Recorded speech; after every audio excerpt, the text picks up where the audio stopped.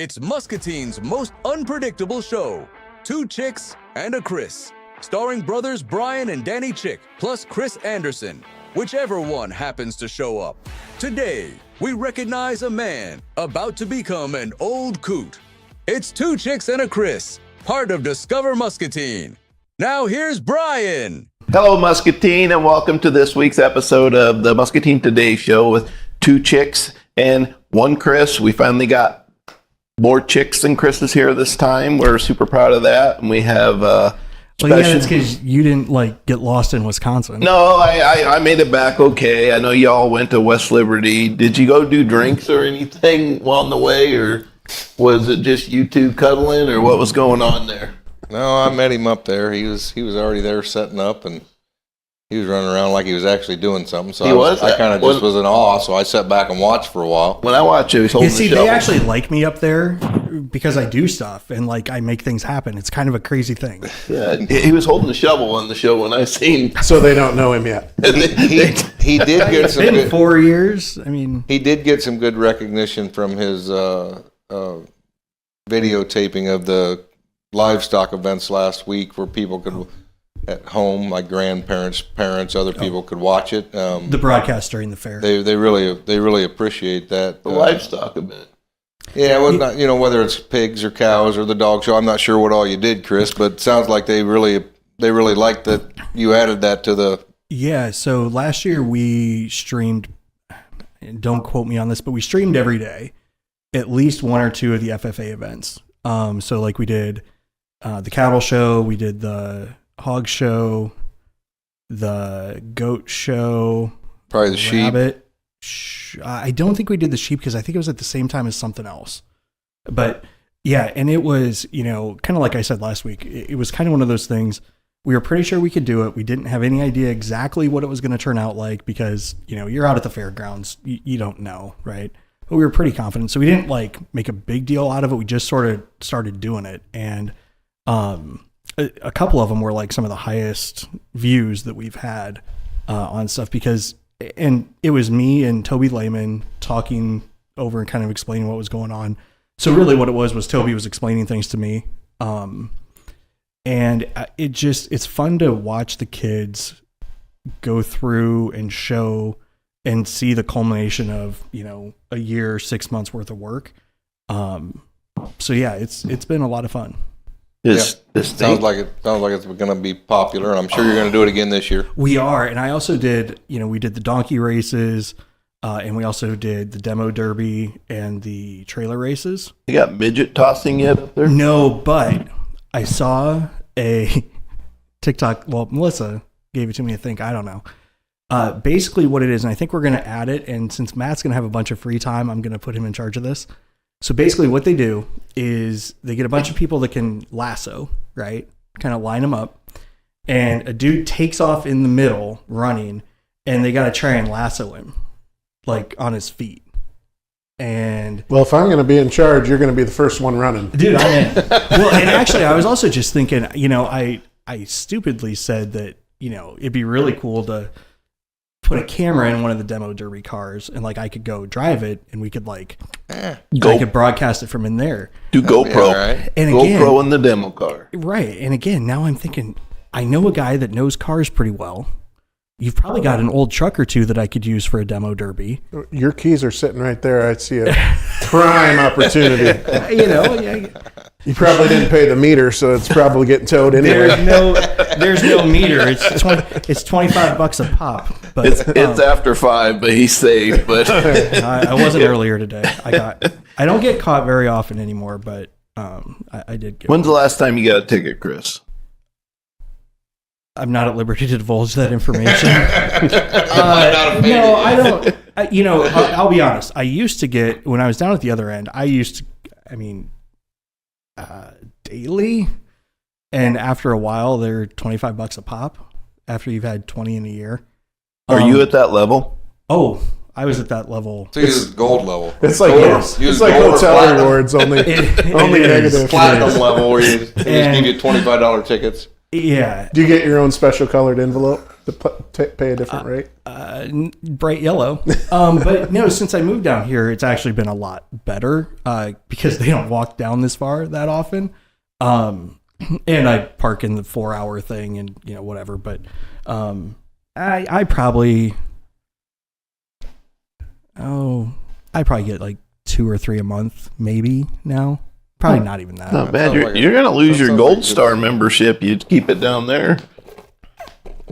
Anyway, Dan, what's happening? It's my way of paying property taxes since I live out in the county because, Danny and all his government friends have got to get their dollars somehow. Yeah, that's the other reason. The next question. What's going on with these property taxes in town, Dan? A lot of discussion on the city level and school level and there's a lot of county level. There's a lot of communication out there in the public this year in regards to property taxes, and they just consider they keep going up and up and up. And I've been involved in 3 budgets now, so I continue to learn the process. And I go in once in a while. I went in today and sat with the assessor Nancy Long for a while, asking her some questions because. Not only the auditor sends out the estimated tax that you would expect to pay, and the county does have on their website where you can go enter in all your information and it'll tell you exactly what you would pay. There's a calculator that they have that would give you outside of just the estimate they send, but that estimate gave it a hypothetical up to 10% property tax increase, and then but everything looks like it could be an increase from anywhere from 10 to 15% across the board, whether that's county, city, or school. And it's a complicated process. I'm continuing to learn it and get better at understanding it. But a lot of it's driven by the states because every 2 years they're behind the evaluations. But the auditor's office is also the assessor's office is also involved in that process. And under state code, you have to keep all the properties 95 to 105% of property value, the going property value, and there's formulas that the state provides and stuff like that. You got to do it. And then on ag land, which I went in there today because we got 5 forms yesterday from the assessor's office in regards to our ag land, and all of those are going up 27%. Currently, there's a rollback in the state. 2 years ago, that was $54,000. So you pay taxes on $54,000 of assessed value, and that rollback's different every year on the state formula. Last year, it was $46,000. This year, this session we're in right now is going to be $47,000. So on $100,000, you pay $47,000. So it's up $1,000.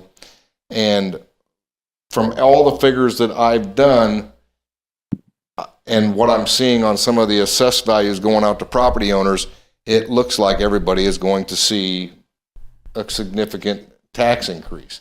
Now, the elected bodies that control their budget, the city went with a 1.7% increase on their budget, which I think is a reasonable number. I don't know what their total budget was, but it increased 1.7. On the county side, we increased 4.2. I was more money in the county, or?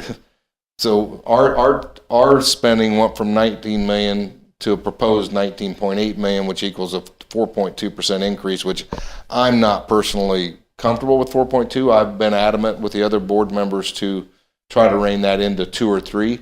But what I'm seeing from the assessed process, even if we'd have kept it flat, if we wouldn't have spent an extra dime and we'd have kept it at $19 million, everybody, because of these assessed values, because of property, the market on properties are going through the roof.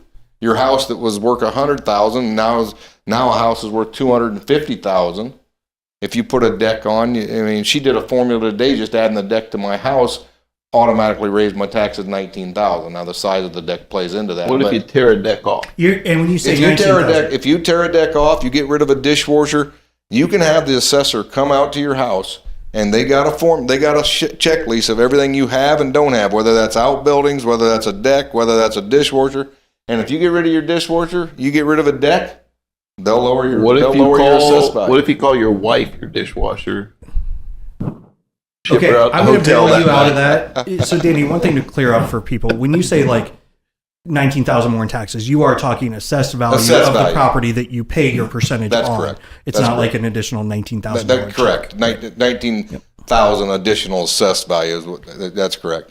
But so I understand people's concerns, and it's a combination of local and state and the assessor's office that leads to this because of the state guidelines on what percentage you have to be. Because right now, I think we're at 94. Our assessed for all the properties in Muscatine, we're an average at 94. We're 1% outside of what the state requirements are. So we have to make that adjustment, and we like to be at 97 because if we make any mistakes or there's a little wiggle room to keep us above the state required 95%.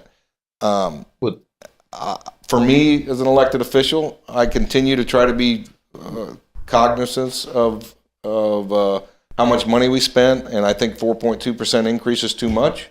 The cuts are hard. 70% of your budget is employees. So you either got to give smaller raises to the employees, or you got to hire less, or talk about laying employees off. The other 30% can be from mailings to office supplies, and it's a little harder sometimes. Not always. I think there's room, but it's a little harder to cut from them items. What it costs for the roof? So there's a part of your. That was a couple million, if I remember. Is that a way to help us out? So the roof was $3 million, and that's on a levy of debt services. Every year the county borrows so much money, whether they need a new engineering building or projects that fall under capital improvements. But they all need paid back eventually. We do have like the oldest courthouse, or one of the oldest courthouses in the state, and you're going to have to put. Unfortunately, some of these things have to be done. I mean, it's leaking. The roof's in disarray. The roof's in disarray. It's in bad shape. So if you don't make these, sometimes you have to make these repairs. So you got to slowly implement so many of those repairs throughout the year. But do you? And I'm just going to throw out devil's advocate kind of things here. Okay, assessed values go up, fine. Levy rate can go down, right? So if you really want to spend less money, you can. You can tax less, boom. But the other thing is, when it comes to like the courthouse, now, I'm not saying I believe this, so everybody just keep your keyboards from clicking. What if instead of spending $3 million on repairing a roof on a 6,000-year-old building, what if you just jetpacked it and build a new one that's more effective, right? Yeah, you could probably do the same thing for $3 million. Yeah. If you tried to put a building up similar to what you got down there, that's going to be in the.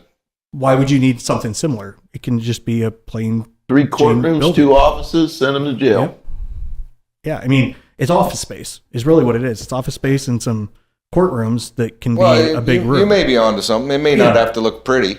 No. Well, I mean, it's a I mean, functional you're building. spending people's tax money, so maybe you're right. Maybe you phase those type of buildings out instead of wanting to be pretty and have a nice copper roof. It's functionally what the school district did with Jefferson. You get rid of in Central, you get rid of the old buildings, put a new one up, away you go. That's a reasonable. I'm just throwing it out there. That's a reasonable suggestion that maybe should be talked about more often before you go put a $3 million roof. Yeah, what do you think, Matt? You think Hy-Vee don't sit in an old antique building? Why would they do all that? Right. Yeah, Hy-Vee, we're at the liberty of our great customers, so yes, we don't spend money we don't have. Yeah, you have to think smart to continue to have customers. You guys are it's gonna bankrupt people having to pay more property tax, more than obviously. Everything trickles down. I think the county could learn something from Hy-Vee, actually. So, and feel free to correct me if I'm wrong on. I will. That's actually one of my favorite things to do. I know it's because you don't get to do it very often. Mine too. So when COVID era, you guys had, obviously everybody went to picking up their groceries and aisles online and that whole thing. You guys converted your, what is it called, a club room, I think, or something, into the first initial launching area for it. And then you guys added essentially a container, right? A shipping container, right? And it works, right? Maybe what we do, and I don't know if you guys have seen on like Discovery, you can build multiple shipping containers together and you can combine them into a really strong structural building, because you don't need architects then, right, Danny? Because you don't like architects. So you could just get rid of the courthouse, build it with containers. They're like $4 or $5 a piece. Paint them, throw some HVAC in it, and you're good. I think you're going a little too far the other way now. I think we got to. I don't think we want to look like we're a third world country. But so, he just call Hy-Vee a third world yeah. country? If you're going to have no, but I mean, my point there is there's a lot of ways to create usable, functional space.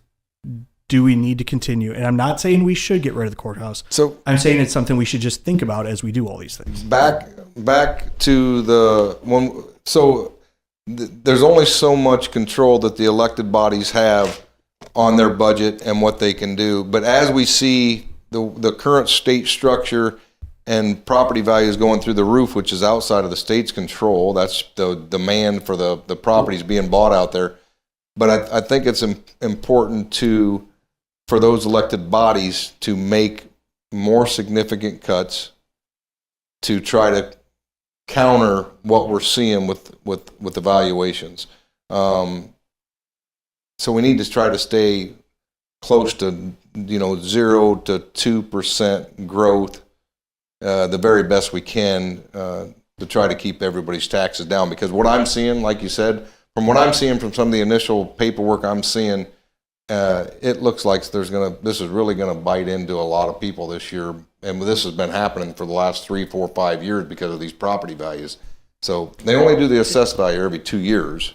Well, but taking a half step back to look at the full forest, it's not bad that people's property values are going up overall, right? I mean, that's a good thing. That's naturally what an economy does. So it's just the problem of it's a non-cash appreciation of value, so you don't see it in your pocketbook, and then you've got to start paying off on higher property taxes and things like that. When they go to sell, it could be a good thing, right? You're going to see capital gains and things like that, but right now it doesn't sound like a good thing. Right, and some things are like last year we had an increase of $500,000-$600,000 just in our liability insurance for the county, because you're seeing insurance rates, and I think that's going up a little bit more this year because insurance rates across the country with all the natural disasters, whether it's fires, floods, hurricanes, all them things that are happening, and then a lot of insurance companies are pulling out of Florida. A lot of them are pulling out of California, so they gotta make their buck or keep their revenue stream going in, so they can continue to pay all the people making all the money, because I think that somebody's getting rich. Well, maybe if you didn't have people on scaffolding a couple 100 feet up in the air around a crazy round dome, your insurance might not be so high. So on that note, so most people only make so much money. You make $20 an hour, you pay more property. Where's the difference going to come from? Typically what we're seeing is your percentage of raise increase doesn't go up near as high as just property tax, and then you take into consideration inflation. So right now people are struggling keeping up with inflation and taxes. And it just hurt them more. But anyway, we got Matt Schweizer here. I really appreciate you guys bringing me on this episode. It's just all full of good news. Whatever you need to learn, you got our number. Yeah. But Matt's been a good friend of ours for a very, very long time. I don't know, how long you been in Muscatine, Matt? 13 years. 13 years? Yeah. What do you love about Muscatine? What brought you here? Not the property taxes, I'm sure. Not the property taxes. Taxes are not unique to Muscatine. I hate to break it to everybody. No, it's everywhere. This is happening all over. I'm originally from Mason City, Iowa, and my first store for Hy-Vee was in Omaha when I got my first promotion. And Muscatine was always a town that I wanted to come to due to the legacy of the stores here. The Hy-Vee, these are pretty legendary stores for Hy-Vee, just with their history and how they operate, and even who's run them in the past, things like that. So I always told my wife, no matter what happens in our life, that if Muscatine came open, we were moving. And as history would have it, when my wife was laying in the hospital bed, we had just had our brand new baby boy. Parker! That's when I found out we were moving to Muscatine, so I kind of went in there and just said, hey, when you're done doing whatever you're doing in here, we're going to move, to Iowa, back, all the way across the state of Iowa to Muscatine. whenever you're ready. Yeah, when it just That hurry up. sounds 100% like you. No hurry, but I start Monday. Yeah. So that's how we got here, and it's a lot like my hometown of Mason City. Size-wise, it's got that small town feel, which I love, but it's not so small that necessarily your neighbor knows everything you're doing. I had a grandmother that lived in a tiny town up in North Iowa where I always was entertained by her. Well, where's he going now? He drove by 4 times already today. And I'm thinking, don't you have anything else to do? Go down 8th Street, over the hill. There's a house on the left. Guarantee you she knows how many times you drive by. Okay, I'll go check that out. Did you start at the main store or the downtown here? In Muscatine, I started downtown. So I ran that from about 7 years, from 2012 to 2019. And then I moved to the big store, ran that for about 1.5 years, and then COVID hit, obviously. So went through that, and then they gave me both the stores here in town at that point. So Was that like the big, like when you go from Mason City and you're dreaming to be to Muscatine, like this is the king store of Hy-Vees? What is it like when you get both stores? Was that like trifecta? Well, it's kind of funny because I have a feeling, and you can ask the crew, but I left Main Street and they were probably all like, "Oh, thank goodness he's gone." And then, sure enough, 1.5 years later, I came back, right? So they were probably all like, Who "Oh, said man."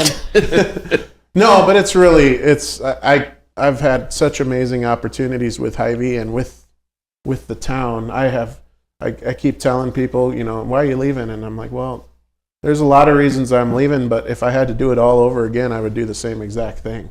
I mean, I have zero regrets about my career and my choices as far as that goes. And so, yeah, running both stores in Muscatine was fantastic. I never saw it coming. Really, the no regrets honestly kind of surprises me. Well, I have a few regrets outside of Hy-Vee. Well, I was going to say, because you I'm did a looking lot with me. I'm looking at one. Like, So the changes you've seen, even since the time you started out in Omaha until now, you're dealing with the inflation. You've probably seen the price of goods, groceries go up quite a bit, and doesn't seem like that's starting to slow down quite as fast as we'd like to see. And then you go to automatic, registers, which some people are for, some people have an issue with them. But what's your thoughts on some of those things? Well, it's crazy how fast the world has changed, especially when I talk to previous store directors who are now retired or whatever. And it used to feel like you'd have generational change or a change over a decade, but like looking back to the 80s, well, things were different in the 80s than the 90s. And now it's almost like you look back and things were different last year than this year. Like the speed of change, and COVID for sure pushed that through quickly, but I think also the onset of online shopping, that's really the biggest contributor to change that we have seen, at least in my 30 years at Hy-Vee. It's unbelievable the effect that online has had with my job, our customers, how we go to business, things like that. And you can argue, hey, online, the World Wide Web has been around since Al Gore invented it, right? It's been around a while.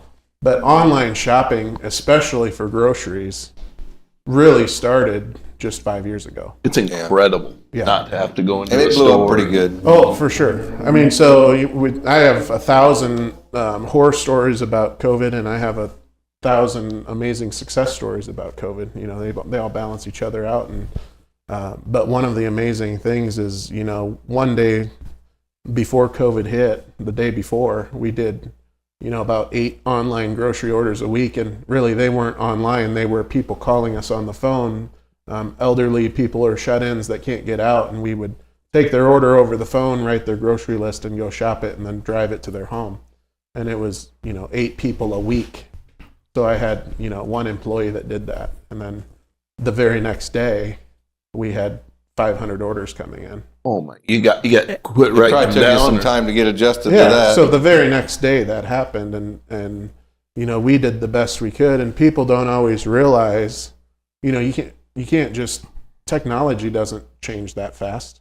No. We didn't have a system to handle 500 orders coming in. We didn't have, enough handheld guns to shop orders. We didn't have enough shopping carts to stage orders. We didn't have a room. To Chris's point, like, what are we going to do with 600 shopping carts full of groceries? And then you think about all the other things where, I had people driving to the store to pick up their order. Logistics around it probably crazy. And how do I know who they are when they get to the store? How do I know where their shopping cart is? I pulled in 3 or 4 times. Yeah. I got some good groceries. I don't know who paid for them. And that could be it. And and I literally went to the store and bought walkie-talkies so I could stand out in the parking lot and ask, "Hey Brian, what's your name?" And you'd tell me, and then I'd radio in, and somebody would go look for your shopping cart. And that's how we lived for 3 months until our technology could start Catching up. coming in and catching up. And these bigger companies that we compete with, Amazon and Walmart, they have a lot more money to speed up that change of technology. They can go and say, "Hey, we're going to fix our system real quick." But our customers have been awesome. I mean, they were always patient with us, and our technology has now gotten to the point where we are an online grocery store. I mean, it's a lot easier for us to do. But we were shopping off paper and clipboards. And that's what it was. What's crazy is I remember that, because we had started doing the show, and I was still out through COVID. Like, I was out with you guys, and just for news sides of stuff, for whatever, and watching what you guys were going through. And I remember like talking with Melissa when I get home after, you decontaminate and all this other stuff, but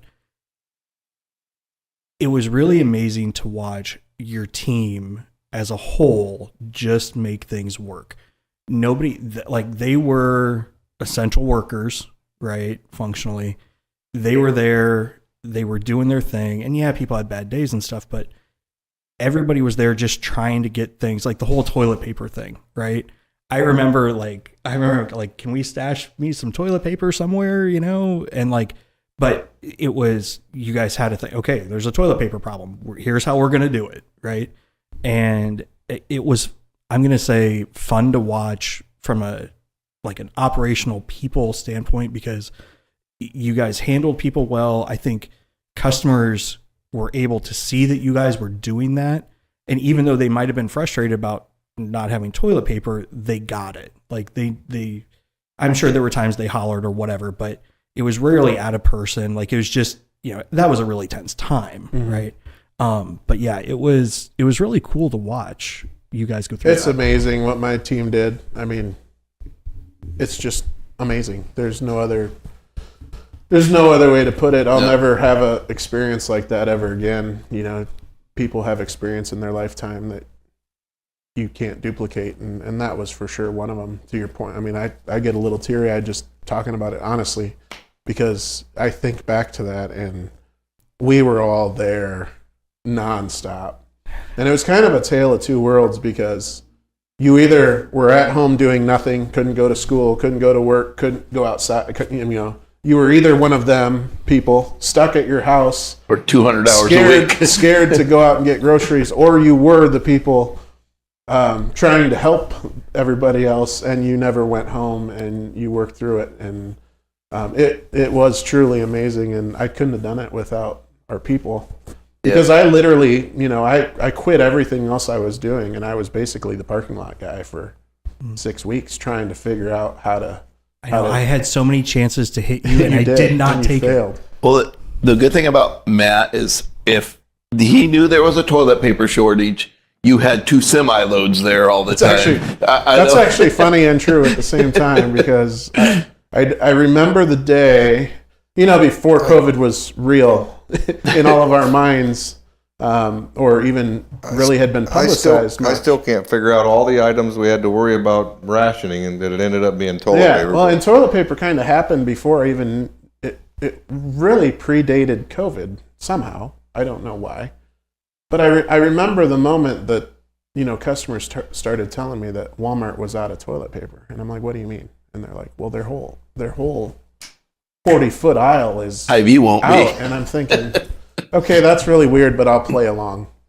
So I called the warehouse and I did order literally 2 semis of toilet paper because I'm competitive and I like to win and I like to take care of people. And I'm thinking, hey, you know what? If my customer can't get toilet paper at a competitor, I'm going to have it for them because it's kind of a big deal, right? So I ordered these two semis of toilet paper, and the warehouse was like, "Are you sure? Like, what are you doing?" Just bring it. And I'm like, "Yeah, just send them. Like, send them on a win. And I unloaded the truck that night because I wanted to see what it looked like. And we ended up getting 3 semis that night because I had my regular grocery order and then I had 2 semis of just toilet paper. And I unloaded them into our back room, which is not designed to hold 2 truckloads of toilet paper and an entire grocery truck. And I remember thinking this exact thing. I'm either the smartest person right now or the dumbest person right now. And I'll find out within a day or two. And I think we had those 2 truckloads sold in 2 days. You were lucky. Was there a moment where you thought maybe I should send some beans? Well, it was just toilet paper at that point. Like I said, this kind of predated everybody, and it was just weird time. Right? Yes. Like I couldn't. Kind of like now it's the eggs. Toilet paper, Yeah. then the eggs. Well, the They're eggs up to- are a they're up little to more explainable $71 because if you don't have chickens, you don't. Well, have you keep eggs. killing the chickens. Right. You ain't gonna have eggs. There is a reason for that. So we won't get into why the chickens were killed or if they should have been killed. All I can tell you is there are not enough chickens, and that is the cause of the eggs. The toilet paper thing, I couldn't really. Yeah, I never could quite never really understood figure that that one. one out. So- But it just started with toilet paper, and then we had 2 years of that with every other category. But it is a snowball. I mean, even though you think it's stupid, you see everybody else buying it, and then you start thinking, man, maybe I better go get some toilet paper. Exactly. It was always, I mean, COVID was a terrible time, but it was always fun to watch Matt during COVID because he always tried to stay ahead of the curve on everything. I don't ever remember Hy-Vee not having what you needed during that time. Well, there were times it got pretty difficult. There were times I had to text him and like, where are my Hot Pockets? And I got back, why do you eat Hot Pockets? Yeah, maybe you need to expand your horizons a little bit. Maybe there. not eat like a high schooler. Yeah, No. exactly. Yeah, but I would watch the news and see, okay, the East Coast is having trouble with this, and the West Coast is having, because it all comes in. So I'm like, well, we better order a little bit extra, get a little bit over. But on the other hand, our warehouses were unbelievable. I mean, we were still able to get trucks, and the whole company was working to fill the stores to service our customers. And we really only started running into big problems when all of a sudden Kraft couldn't supply us with the cheese anymore, right? I mean, there's literally no cheese left because they have to produce it. So once that started to happen, that's when you started to see the problems linger out for a year or two. You after wasn't that. thinking about starting to make cheese. were you? Oh, I was Hy-Vee or definitely anything? thinking about that. And now that we have Facebook, one of the blessings and curses of Facebook is you get to see. There the is a memories. chance of a dairy coming to town down here on the Oh, south yeah? side of town, the potential for it to come in north of Love's. They say it could hire a couple hundred people, so we might have all the cheese we need. So we might be okay on cheese. We'll be okay on cheese. Just toilet Yeah. paper. You got it. So you're retired now. You're gonna retire. I'm going to retire, the end of the month. How will End anybody, of April, I should how say. will It's anybody still be able March. to tell the difference? We'll ignore that. That can be edited, I think, right? People I will mean, know. I suppose it could be. but People I'm will willing to know, edit, Chris. The so- store will be a better place. I told my replacement, I've talked to him several times. His name is Kels Morrissey. He's coming from... Was that the gentleman that we sat down with last week, Chris? No, it wasn't. So he's coming from the Twin Cities. He'll be here the day after I leave, basically. We'll wave at each other as we pass. And You staying in Muscatine? yeah, So pretty much every big management person that's come to Hy-Vee, store director or whatever, has rented from Muscatine downtown investors. So does he need living? I heard that he found a house. Okay, you're screwed. I don't know where he is. I got a where it nicer is. place. Let him know. Okay, I will let him know for sure. No, but I got a beautiful townhouse right on the river down by Contrary that's still for rent, and I've had a few people looking at it the last week, so He's already it's going to be gone for long. So Well, I got to stay in the old hotel when I moved to town, to Brian's point, until my family came, because like I said, there were things going on with my still in family. the hospital. Yeah. So I think I was here alone for a month or two, maybe. And I remember my first night at the Muscatine hotel, nobody had told me that the train tracks were active there in the middle of the night, and that was before the no horn ordinance. And you got woke up. Oh man, about 2 a.m. I swore to God that train was coming right through my bedroom, and I had to look out the window to make sure it wasn't. I kind of didn't know where I was because you wake up in a strange place that you're not used to, so I remember the train very vividly that first night. That's probably a good thing that they went with the no horn now, because I think when we were kids, you could hear them coming from Grandview. Yeah, we lived right by the railroad tracks, but like anything else, they go by, you don't even hear it after a while. You get used to it. Yeah. So you're going to stay in Muscatine. Chris said you're going to drive the school bus around. So you got to stop believing everything Chris says. he had you driving the Muscabus. I didn't know. I did not say anything about Muscabus. Uber. Well, maybe we'll just put a poll out there on what people want me to be doing and see. We can do that. Can you get that rolling? I don't think that's a poll you'd want to see the answers to, Matt. I'd want to see. I just wouldn't necessarily follow through. No, I had my CDL from when I was in college. I used to drive school bus back then to make extra money because it was a great gig. You got paid by the hour, and I could do my homework while they were doing their thing. And so last spring, I think, I started seeing that the district was having trouble getting drivers and canceling some kids' sports events and things because they didn't have a driver. And I was like, that's really dumb. I got a CDL, so I'll just have them hire me part-time. And if they need somebody, I can be there. Kind of like the show, right? Somebody canceled. Chris needed somebody, so I came on. That's what I do best. So I went and I'm driving for them as a emergency sub right now. And so that's not the full-time retirement job, or that's the thing. People get retirement confused with. I'm not necessarily looking for a full-time thing. Right? Yeah, you're going to be fishing and that kind of retirement. Maybe. Or? Who knows? I'll have to see what the poll says. Chris, get the poll going. We got to see what this poll says. We got Matt. Yes, Muscabus, school bus, Uber. So what really happens is when the great people at the transportation office aren't available, they call. Is that quite a bit? The third or fourth best thing to come in. I'm looking for somebody to clean this window and paint that building across the street. So you get a hold of me if you're looking for some work. I will definitely call you. Just leave your number with the front desk here. Be ignored in the order it was received. Yes. So what's the thing you're going to miss the most about hanging out at Hy-Vee? Definitely the people, the employees, and the customers every day. I mean, I experienced that today, walking across the front of the store, and I'm like, hey, Bill, and hey, Suzanne, and you get to Gretchen was in, and you just see the same customers every week, right? And you look at them and you're like, man, I wonder, like, next month if I walk through the store, if I'm going to have that same experience. So that part will be weird. I mean, even today, when I'm shopping at Menards, I greet everybody when I'm shopping, and then suddenly realize I'm not in Hy-Vee, and they probably think I'm weird because I'm like, hey, how are you? And they look at me like, do I know you? So that'll be different. Just not to have that connection with everybody all the time will be different.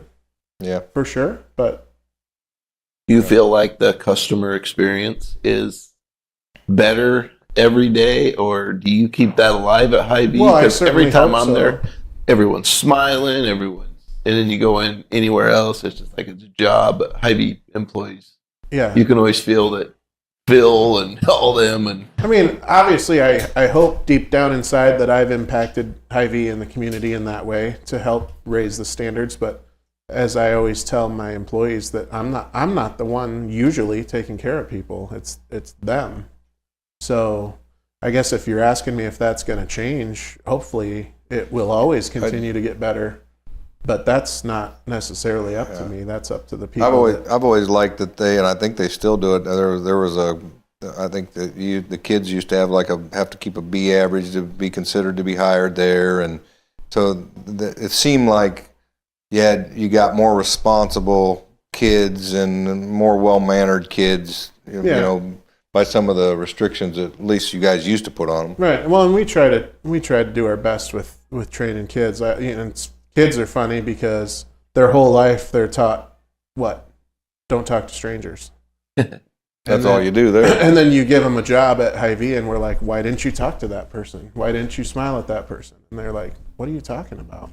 And especially today in the age of texting, you know, we have to teach them how to use the phone because they don't talk on the phone. Kids don't talk on the phone. Oh. So I mean, That's baloney. They know how to use a phone. They know how to use a phone. They know how to talk through an Xbox. I was going to say, I hear Parker's voice coming out of my room all the time. Or have the phone on speaker. But professionally, they don't know what to do. And sometimes when I call the store, I'll get are you there? I'm like, oh, well, you got to say, like, thank you for calling Hy-Vee. And, like, I didn't even know you picked up the phone. And then I'll be like, well, is Brian there? And they'll be like, yes. Yeah, why didn't you just ask for him? Then they'll say, do you want to talk to Brian? And I'm like, well, yes. So we literally have to teach this generation how to use the phone, which is just kind of humorous to me. But because they got it on their hand all the time, but you still got to teach them how to do it. But in today's world, I think we're less personable because, myself included, I text a lot. That's how you communicate. It's less verbal. And so teaching that skill is more and more and more difficult to get people to know how to actually talk to another human being. Yeah, I see that a lot, even at the supper table. That you got to tell them, put your phone down and eat. Let's have dinner as a family and let's not text now. We've always had the rule you couldn't have the phone at the table. Now the kids are all gone, and I'll have my phone at the table, and I'll still get yelled at. You're not texting your wife, are you? Well, sometimes because she don't want to talk to me most of the time anyway. So that math, that is the most accurate math I think I've ever heard come out of you. That your wife doesn't want to talk to you. Yeah, because I think my kids, like, if I'm chewing their butt, they're texting about me back and forth. And Dad's being an asshole. But yeah, Muscatine is gonna miss you, Matt. You know, you've always found. We told it last week when we talked to you. Chris had a tear in his eye. Heard you were retired. I doubt it. There's probably dust in the room or something. He walks in. It's obvious he visits the grocery store a lot, so he's probably going to be sad. I don't honestly. I don't remember the last time I was actually. Melissa handles the groceries. Luckily, Melissa is and she picks them up Chris, yes. like every once in a while. But you know, it's funny. Matt walked in a little early, and we were talking. His first words were, "Who'd you lose the bet with that you had to say something nice about me on air?" I'm like, what makes you think I lost a bet? Yeah, it doesn't usually happen, does it? You don't lose, or that's right. He doesn't say something nice about it. Yeah, he had tears in his eyes, and we always said, like, last week, we're going to echo it again, that, like, whenever there's a way to find a buck, you were trying to find it for Hy-Vee with the clamshell expanding out, delivering. You probably delivered groceries to people's houses before. I know you have. Oh, for sure. Yeah. But so Muscatine will miss you a lot, and we're thankful you're going to stay here for longer than a year, probably. Or well, yeah, I have a 7th grader and a sophomore, so not planning on. If I was going to move them, it would have been because of my job at Hy-Vee, and I'm definitely not going to do that to them right now. So they got their roots planted in, and they're gonna. Yeah, and don't tell them that, you know, they probably won't watch this show anyway, but we might just follow them around, you know, when they leave town. If they move to wherever, we might move with them, whether they want us to or not. Teach them back, right? Exactly. Exactly. Was Parker playing musky ball this year? I'm not chasing my kids. I can just see Madeline's reaction to that. You're not chasing them. I'm not chasing my kids. If they want to go, they go. I got one in Kansas City already, but we go visit once in a while. That's enough. Well, and I'm speaking in the future, right? Here, so maybe by the time it happens, I'll be in that same boat, and I'll be like, "See ya, we're staying here." Yeah, or maybe they'll stay here. Who knows? You know, you did get lucky because I know both of your children. I like both of them. They are very much like their mother. Do they like him? As opposed to you. No comment. Yeah, I think Parker is slightly entertained by me, but puts up with me. I think that's probably, but no, you do have 2 great kids. They're a blast. And I know well, I'll let you speak to this. You got tear again. No. Yeah. Fine. You know what? We're not doing it. No, go I was on. going to give him a chance to say something nice about his kids, but No, you know. we'll shut up so you can say it. No, Hell, but I mean, we might obviously, get a tear. I think they really liked you being the store director at Hy-Vee. Well, I know most of the time. my daughter. She started working there when she was 14, so she's 15 now, and she made the comment the other day. She was being snarky with me about something, how I was leaving her, and I just said, "Yeah, well, you might get fired now, and then I'm not your boss." But no, You have to keep your shit together now. yeah, it's been good. She's wanted to work at Hy-Vee since she was 5 because I'd take her to work with me on Saturday mornings, and she was my office assistant, coloring with crayons on the desk and things like that. So she's always been my girl that has wanted to work at Hy-Vee just all the time, and pretty sure my son doesn't want to work at all anywhere because he's a 13-year-old boy, but he'll learn that lesson very soon, right? Well, I'm Time sure to get he it would going. gladly be like a statistician commentator on sports. Like, 'cause Yeah, that's he something- might. He could wash some windows. I see there's a need for that around this area. Specifically Yeah, I could put him to work. this particular building. We were giving Chris a little trouble before the show about his windows need cleaned, so that's where that's coming And from. Danny's sitting right there. Who's gonna wash the windows? That's another poll. Okay, so everybody that comes on, got to do this. Roundabouts. Oh, I love roundabouts. You love them? How fast Absolutely. do you go through them? As fast as I can. I love fast. it. Depends on if I'm driving a school bus or not, right? Like I went. I got to separate those two things now because I don't want any rumors started about the crazy guy in a school bus. So I was first introduced to roundabouts in Omaha. There's a lot of them. They use them a lot in their residential neighborhoods. And when I moved there, I was like, this is the dumbest thing I've ever seen. What is happening? And then I quickly discovered that, They're pretty nice. you know what? You don't have to stop. Yeah, I love it.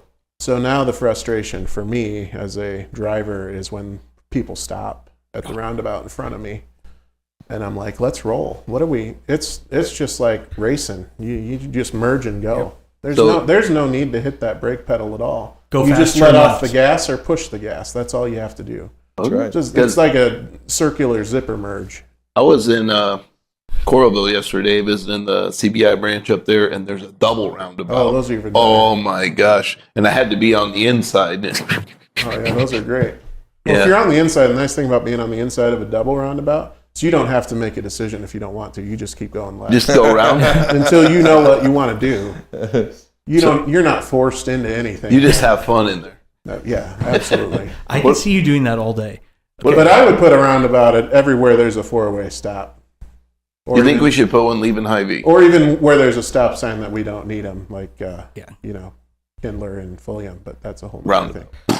Yeah, just What about back Kindler in and parking? Fulham is a disaster. Yeah, there's Roundabout. there's no need for a stop sign there because the running joke in my family is we'll drive down there and in July at 10 o'clock in the morning I'm like, good thing there's a stop sign here so all of these cars can get onto the road.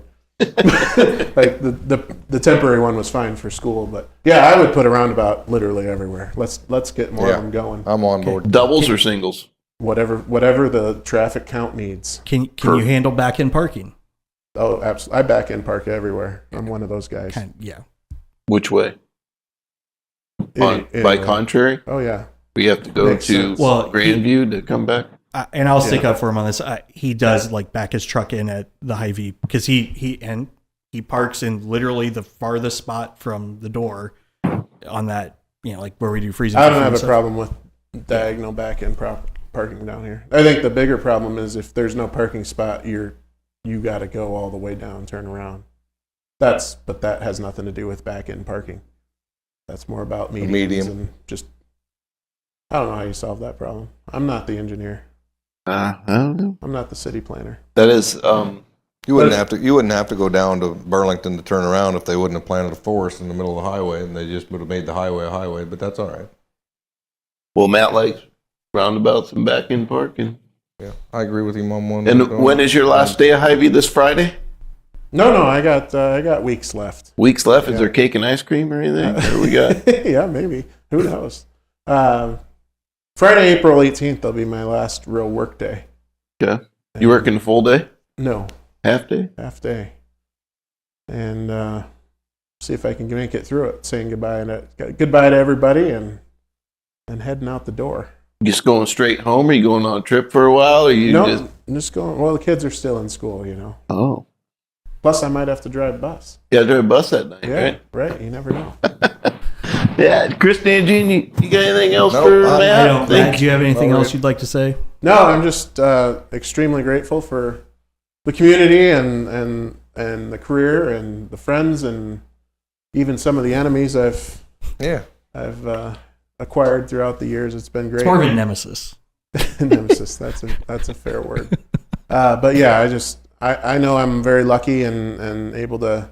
Not everybody lands a job that they loved, and I've had that opportunity to have that the last 28 years of my life, and it's been great. Yep, we're super excited for you. We hope you enjoy your retirement, and thank you for everything you've done for Muscatine. And we know the next chapter is even going to be better, because we know you're going to open like a Map Mart somewhere or something out there. But yeah, who knows? My wife is probably terrified of what I'm going to do next. oh yeah, it's going to be fun to watch. Yeah. But thank you so much for coming on the show today, and we appreciate your time. I like to say this: we are Muscatine. That's a wrap on this episode of Two Chicks and a Chris. Make sure to follow, subscribe, and tell your friends, especially if they live in Muscatine and like questionable opinions. We'll catch you